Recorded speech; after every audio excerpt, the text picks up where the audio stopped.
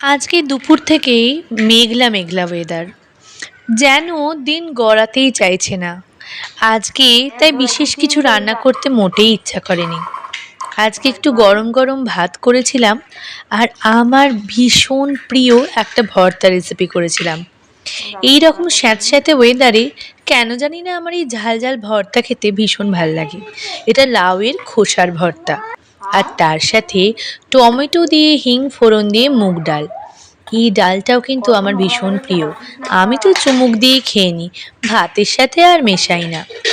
দাঁড়াও, আর একটাও সবজি করেছি। যদিও জানো তো, এই লাউ দিয়ে সর্ষের সবজিটা শেষ মুহূর্তে একটু ধরে গেছিল, কিন্তু কিছু করার নেই, অগত্যা খেতেই হবে। তো এই ছিল আজকে আমার লাঞ্চের মেনু। ও, তার সঙ্গে অপরিহার্য হচ্ছে আমার স্যালাড। একটু শশা ছাড়া আমার কিন্তু মোটেই চলে না। কেমন লাগলো আমার আজকের লাঞ্চ মেনু? ভীষণ সাধারণ, তাই না? আজকে এলাম। টাটা।